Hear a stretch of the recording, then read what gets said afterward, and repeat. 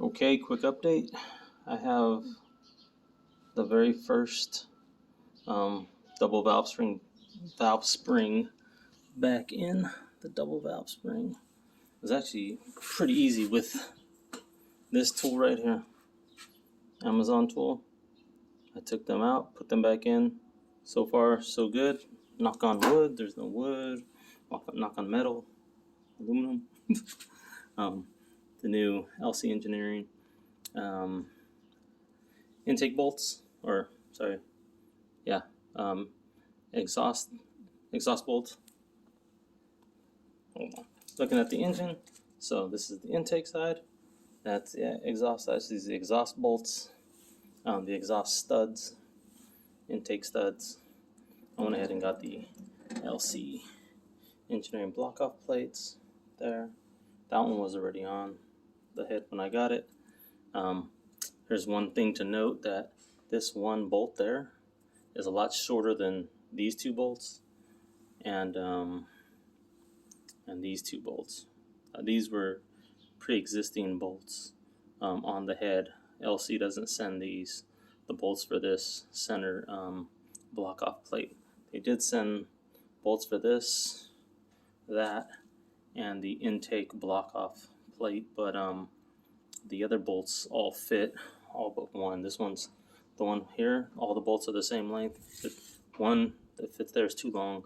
This needs to be about a 1/4 inch shorter, maybe a little more than a 1/4 inch shorter.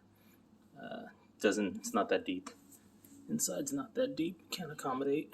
See how you see the head, the bolt sticking through down there? It would have to come out there inside the casting somewhere, and it doesn't feel, from wrenching on it, doesn't feel like that's a possibility. I had to go with these Pro valve seals because these are aftermarket valve guides. So I went ahead and did that. I took the cam off, cleaned it out, made sure there was no junk in there, lubed it back up with some of this Ultra Slick engine assembly lube, and I'm going to just finish installing the rest of the valves. This is them all shiny and cleaned up right there. And I think from a previous video you guys may have seen how dirty they were. I did the Scotch-Brite pads. I think it was gray and blue. Used the blue one. No, it was a purple one. Excuse me. It was a purple pad, and then a purple pad, and then this gray one. The gray one's more fine. I think it's like a 360 grit, something like that. I did not use the green. I think the green may have been a little too abrasive. Here's a quick one. Actually, I'll add this in.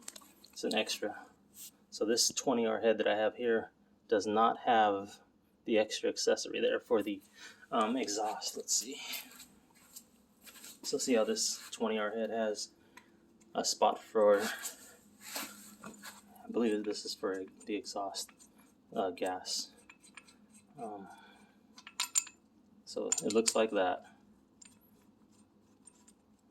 I believe I actually have a gasket for this too. If not, I'm just going to, destroy the whole engine just by dropping this, trying to record for you guys.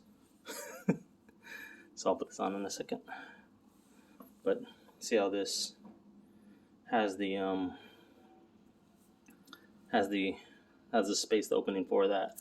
The other 20R head does not have that. This one also has been massaged a bit, as you can see. The opening has been enlarged.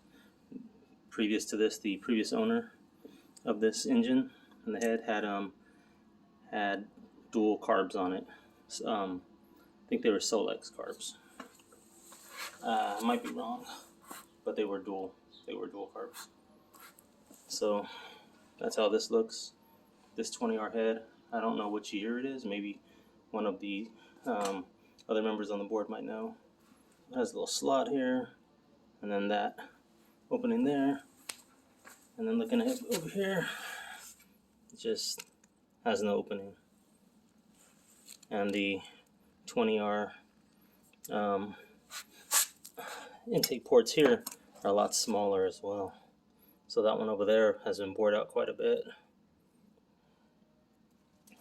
I don't know the measurements, but if I put my finger there, it's about 1.25 inches.